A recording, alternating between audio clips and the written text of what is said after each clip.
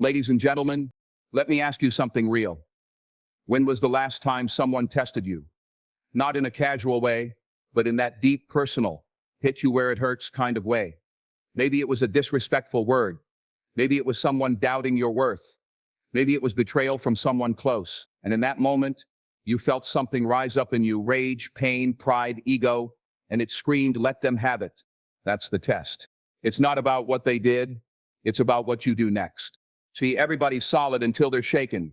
Everybody's composed until they're criticized. Everybody talks calm until they're disrespected. And that's where most people fold. That's where the mask comes off and the weakness shows up. But not you. Not anymore.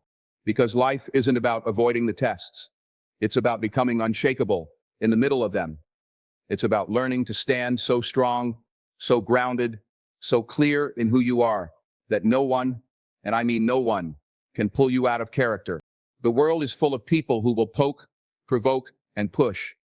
Some do it out of jealousy, some out of insecurity, some because they want to see you lose your grip, so they feel more powerful. But here's the truth. They're not testing you to destroy you.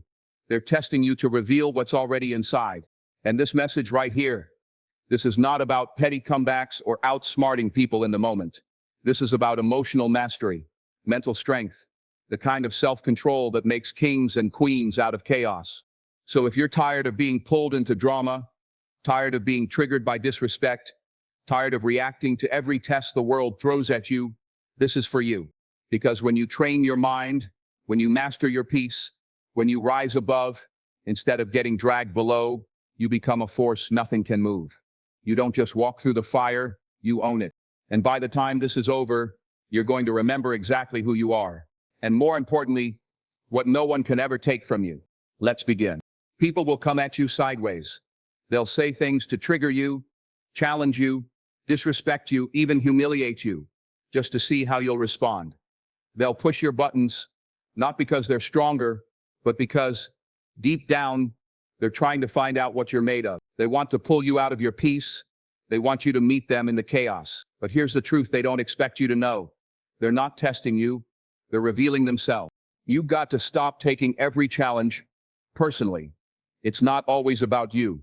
Sometimes people attack you because of what they see in you, your discipline, your calm, your focus, your strength. It exposes something in them that they haven't developed. You're not the problem. They're just uncomfortable with the reflection you cast on their own weaknesses. So the next time someone tries to provoke you, take a breath. Don't rush to react. Don't let your emotions write the script. Ask yourself, what is this really about? Because 9 times out of 10, it's not about you. It's about what they're fighting inside themselves. They just happen to throw it at you because you're there, because you're visible, because your light bothers their shadow. And that's the shift. You've got to stop letting people who don't know who they are decide who you become in a moment of conflict. You've got to stop handing over your power every time someone shows up with bad energy. Their disrespect doesn't require your reaction. Their chaos doesn't deserve your clarity. You're not here to match their level. You're here to show them what real self-control looks like. When you're tested, the weak version of you will want to react. The old version of you might want to fight back. The wounded version of you might feel insulted or rejected. But that's where growth happens. Not in how loud you get, but in how silent you stay. Not in how hard you clap back, but in how calm you remain. That's the real strength. Not reaction, but restraint. You don't need to prove anything to anyone. The moment you feel the urge to defend your name, your character, your worth, that's the moment to pause. Because the most powerful people in the room aren't explaining, they're observing. They're not reacting, they're reading. They know that every test reveals more about the person giving it than the person receiving it. People will tell you who they are if you let them talk long enough. They'll show you their fear through criticism. They'll show you their jealousy through passive aggression. They'll show you their insecurity through backhanded compliments. Let them reveal themselves. Don't interrupt. Don't over-explain. Just watch. Just note it. Just understand that their behavior has nothing to do with your value. And here's the kicker.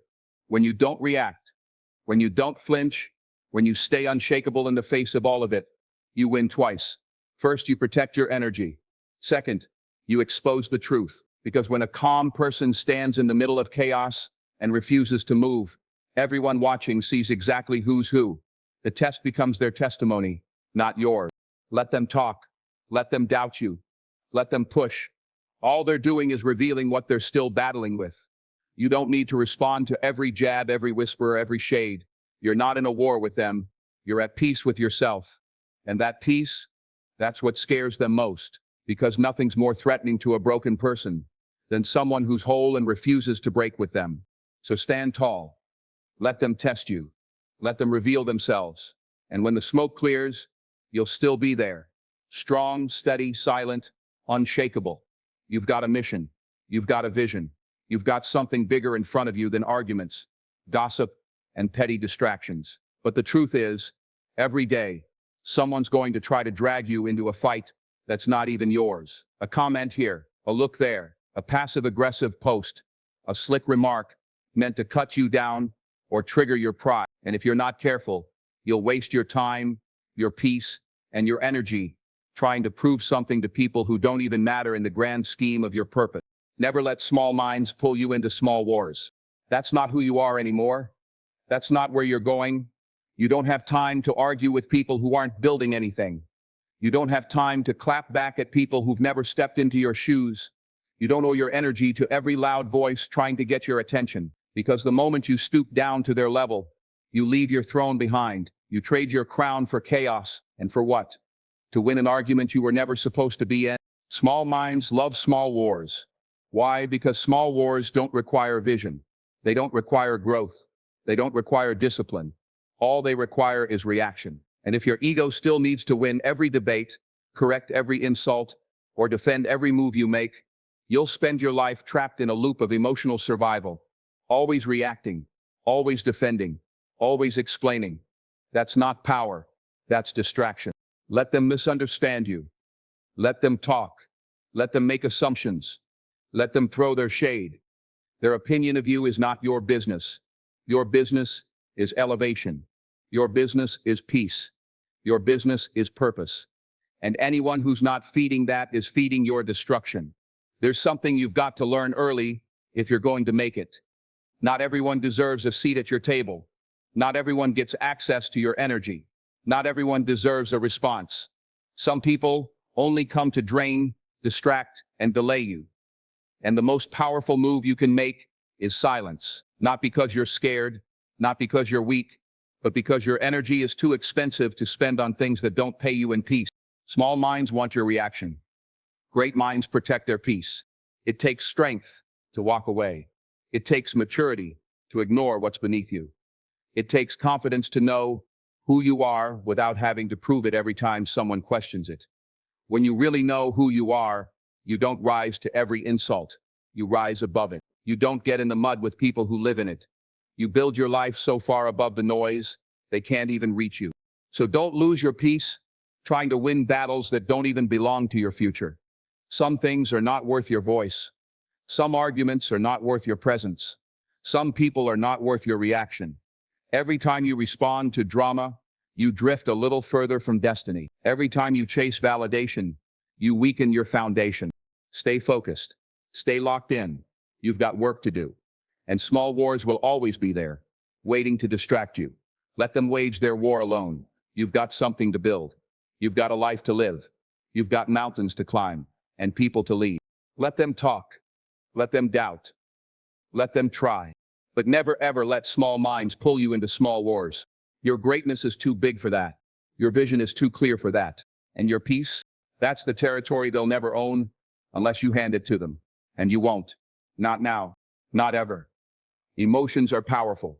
They can fuel you or fool you. They can push you forward or pull you under. But the difference between people who rise and those who crumble is simple. Emotional control. You don't win in life just because you're talented. You win because you know how to stay composed when it matters most. The person who masters their emotions masters the moment. It's not about suppressing your feelings. It's about leading them. It's about knowing that just because you feel something doesn't mean you need to act on it. Anger will try to speak for you. Fear will try to guide you. Insecurity will try to decide for you. But emotional control is when you stop letting temporary feelings make permanent decisions. That's maturity. That's strength. Every day you are tested, not just by people, but by pressure. Your patience will be tested. Your pride. your insecurities, your peace. And if you don't learn how to regulate your emotions, life will always feel chaotic. You'll always be reacting instead of responding. You'll always be explaining instead of executing. Understand this. Your emotions are signals, not commands. They're like traffic lights. They're telling you something, but they're not driving the car. You are. The emotionally weak, let the feelings take the wheel. The emotionally strong, acknowledge the feeling, listen to it, learn from it, but stay in control of the direction. That's the art. You know who's really powerful? Not the person who shouts the loudest, not the one who slams doors or throws punches with their words. It's the one who can feel the fire inside and still choose wisdom, still choose calm, still choose discipline. Because emotions are loud, but the strongest leaders move in silence. You will never reach your next level if you keep being pulled back by your inability to master how you feel. The enemy isn't always external, it's internal. It's that frustration you never dealt with, that resentment you buried, that insecurity you never healed. And when life presses you, all of it comes to the surface. That's why you've got to do the inner work every day. Emotional control is a skill, and like every skill, it's trained. You train it in small moments. When someone cuts you off in traffic, when a friend disappoints you, when plans fall apart, you feel that rise in your chest, that heat in your face, that urge to react, and you pause, you breathe, you create space between the trigger and your response. That's where power lives, in the pause. Without that pause, you're a slave to emotion. With that pause, you're the master. You own the moment. You take control. And in that space, you choose peace over pettiness, discipline over drama, purpose over pride. Some people think emotional control is coldness. It's not. It's clarity. It's seeing clearly, even when everything around you is a mess. It's being able to show up calm in a room full of chaos, to speak life when others speak hate, to move forward when your emotions tell you to retreat. And don't get it twisted. Emotional control isn't about ignoring what you feel. It's about managing it. It's knowing when to feel it, when to release it, and when to not let it lead your decisions. That's where your evolution begins. So start now. Start today. Start by noticing your triggers. Start by building that inner muscle to pause. Train yourself to choose response over reaction. Because every time you stay calm under pressure, you're not just winning the moment, you're shaping your character. The person who controls their emotions controls their life. And once you master that art, you become untouchable. Silence is one of the most misunderstood powers in the world. People think it means weakness, that it means you've got nothing to say, that you're folding, that you're afraid. But here's what they don't know. Silence is a weapon, and those who know how to use it with precision are some of the most dangerous people alive. Because silence doesn't mean surrender. Silence means strategy. It means you've chosen not to waste energy on noise. It means you've decided that peace is more valuable than proving a point. When someone tries to pull you into chaos and you respond with calm, that's not passivity, that's mastery. Everybody wants to be heard. Everybody wants to be right. Everybody wants to get the last word. That's why the world is so loud. Everyone's shouting over each other, trying to prove they matter. But the strongest people aren't the ones who yell the loudest. They're the ones who don't need to yell at all, because their presence already speaks volumes. You see, silence is clarity, silence is control, silence is restraint, and restraint is power. Anyone can react, anyone can rant, but it takes real strength to hold your fire, to smile when they expect you to explode, to stay calm when they throw everything they've got at you, because silence creates mystery. It makes people uncomfortable. They don't know what you're thinking, how you feel, or what you'll do next. And that unpredictability is intimidating. Let them wonder. Let them talk. Let them assume. Because while they're wasting their breath, you're conserving your power. While they're trying to shake you, you're building. While they're focused on noise, you're focused on the next move. That's the precision of silence. It's not about doing nothing. It's about doing only what matters. When someone insults you and you don't respond, that's strength. When someone doubts you and you let your results speak for you, that's strength. When life pressures you and you move in silence instead of panic, that's strength. It's the kind of power that's not about ego. It's about effectiveness. And here's what people miss. Silence is not just the absence of sound. It's the presence of focus. It's the choice to hold back your words so your actions can hit harder.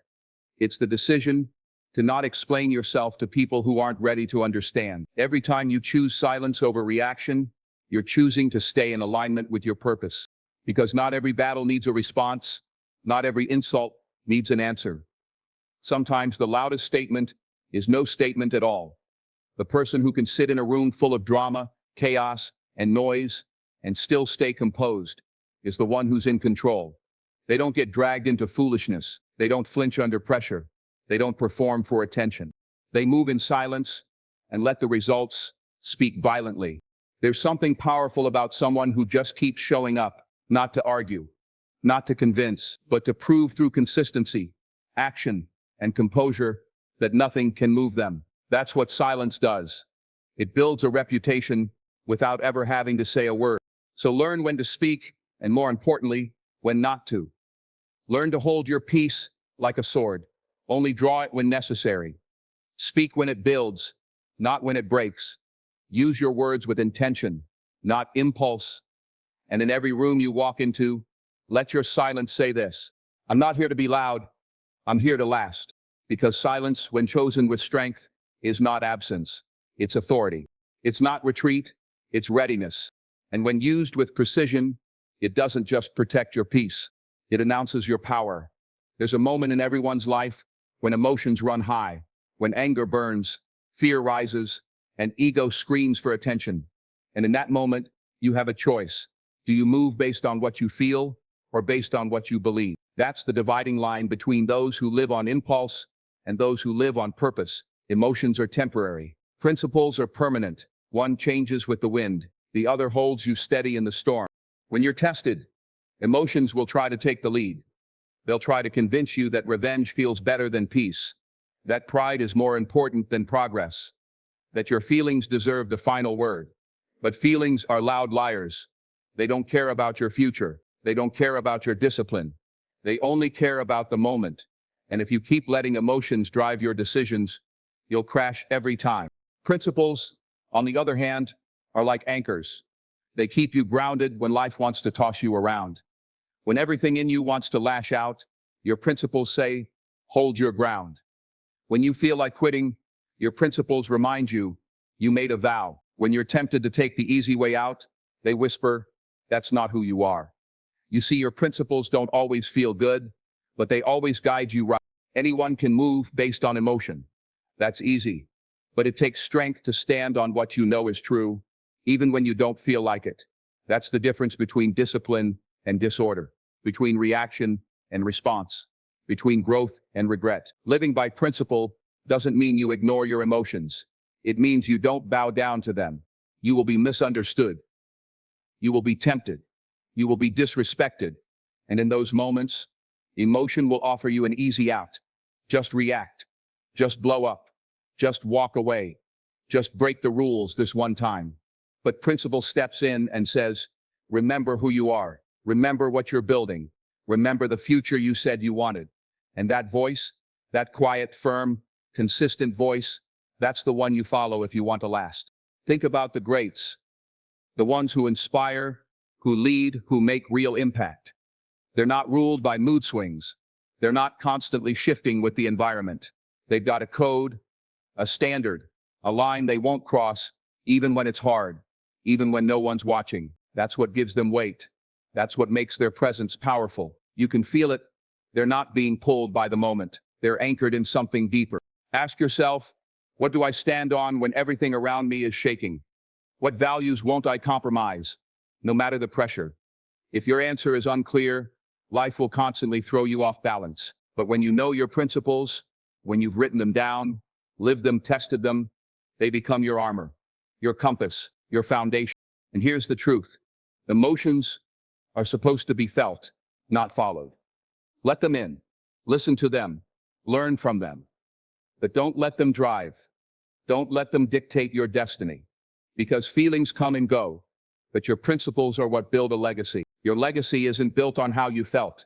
It's built on what you chose to do, especially when you didn't feel like it. So the next time you're angry, stop. The next time you're hurt, pause. The next time you're tempted to break character, ask yourself, what do I stand for? If you stand on emotion, you'll fall with emotion. But if you stand on principle, you'll outlast the chaos. You'll lead yourself through confusion. You'll become the kind of person who doesn't just react to the world, but reshapes it. Stand on discipline. Stand on integrity. Stand on your mission, because emotion might get you attention, but only principle will get you respect. And respect isn't something you ask for. It's something you earn by standing tall when everything around you tells you to fall. When people test you, they're not just trying to shake you, they're trying to find your cracks. They want to know if your confidence is real, if your peace is surface level, if your values can be bent under pressure, and this is where you rise. Not by reacting, not by clapping back, not by proving yourself to them, but by proving yourself to you. You become unshakable when you no longer seek approval to validate your identity. When you no longer let disrespect rob you of your dignity. When you no longer respond to every voice calling for your attention, because you've already decided what deserves your energy and what doesn't. Being unshakable isn't about being cold or emotionless. It's about being anchored. Anchored in your discipline. Anchored in your purpose. Anchored in the principles you refuse to abandon, no matter who tries to pull you off course. Let them test you. Let them doubt you. Let them underestimate you. But when the moment comes, don't fold. Don't shrink. Don't lower yourself to meet them in the noise. Stand firm. Breathe deep. Respond with grace, not ego. And most of all, keep walking, because nothing confuses the enemy more than a person who refuses to lose their mind when everything around them is trying to take it. This world doesn't need more reactors. It needs more leaders, more men and women who move with power but carry it in silence, more people who don't just talk strength, they live it even in the fire.